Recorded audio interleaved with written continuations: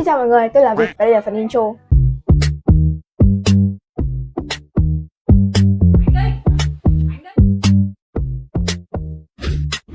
Hôm nay mình sẽ giới thiệu một tựa game rất là mới mẻ, đó chính là một tựa game liên quan đến tiếng Anh.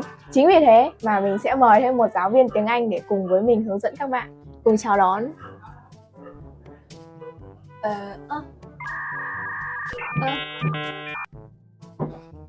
Chào các bạn, mình tên là Thu. Em giới chị là Thu. Không em, chị là Thu mà. Tên Ramzy là một trong những board game tiếng Anh được người Việt Nam sản xuất và phát hành. Mình cũng rất là ngạc nhiên khi mà biết rằng là founder Ramzy là một giáo viên tiếng Anh tại Đại học Mở thành phố Hồ Chí Minh. Và mình nghĩ rằng Ramzy là một trong những board game tiếng Anh mọi người đáng để thử cho những bạn đang học tiểu học cho đến những bạn học cấp 3 cũng có thể chơi được. Ngoài ra thì game này cũng khá là vui vẻ nếu như các bạn chơi với một hội nhóm. Nói chung Ramzy không giới hạn độ tuổi. Và mục tiêu chiến thắng của trò chơi này tất nhiên là nó sẽ liên quan đến tiếng Anh.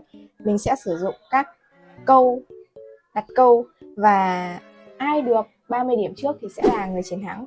Để mình sẽ giới thiệu qua cho các bạn về các thành phần của bộ game này. Đầu tiên sẽ là một câu chuyện về bạn Tèo đi mua chuối và bị lạc đường. Wow. Rơi vào thế giới của Ramzy là một thế giới mà nó không có bất kỳ một quy tắc nào cả.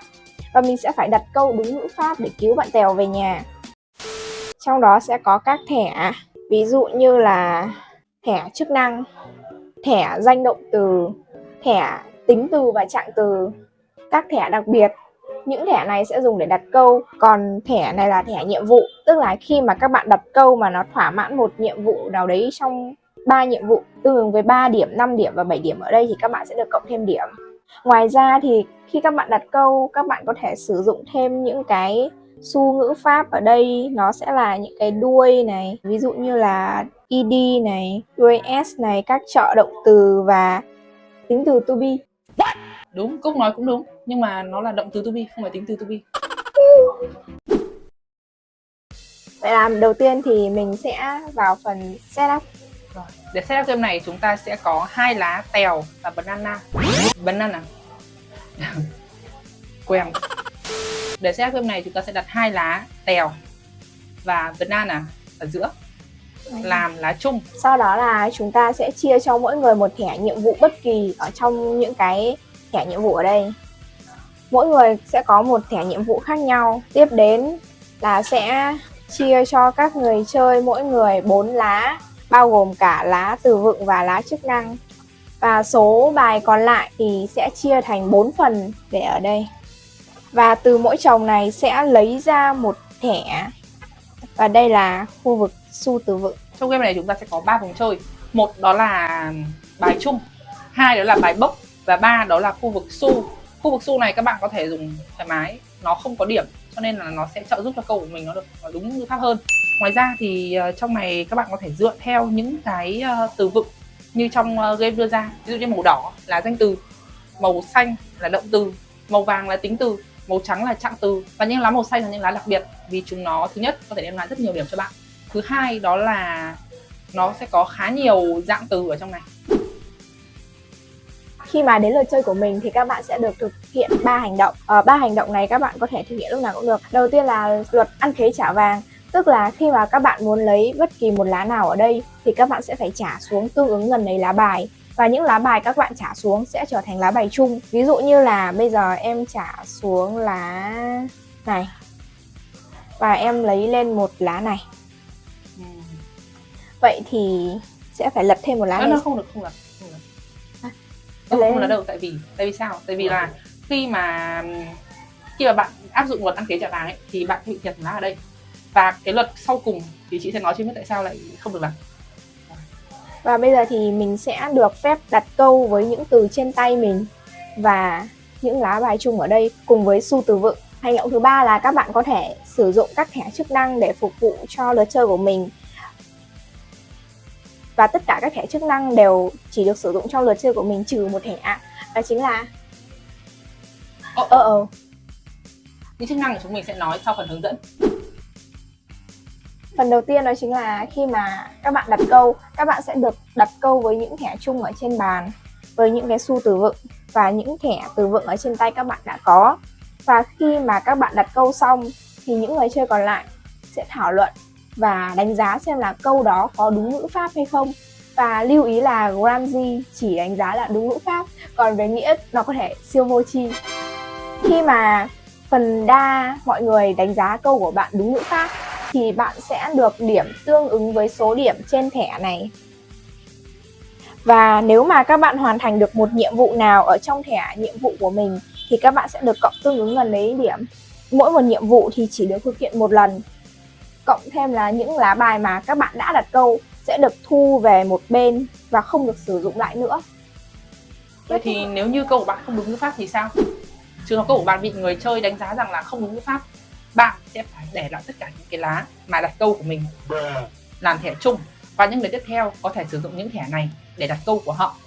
Và những người nào mà có những câu dài thì họ sẽ có khả năng ăn được những điểm lớn như là điểm 5 hoặc điểm 7 trong trò chơi và dễ dàng chiến thắng nhanh hơn bạn nghĩ. Nên hãy cẩn thận khi đặt câu nhé. Kết thúc lượt chơi của mình, các bạn có quyền lấy nhiều nhất là 4 lá ở trên này thành bài riêng của mình. Đó, đây chính là lý do vì sao chúng ta áp dụng luật ăn khế trả vàng, chúng ta sẽ không lật lá từ đây ra ngay lập tức. Đó là khi chúng ta đổi bài xong, chúng ta sẽ chỉ được lấy tối đa là những lá còn lại ở trong này thôi.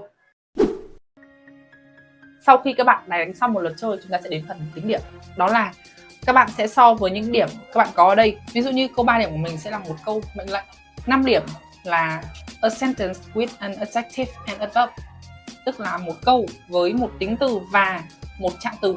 Tức là nếu như bạn chỉ có một tính từ hoặc một trạng từ thì câu đấy cũng không đạt được 5 điểm.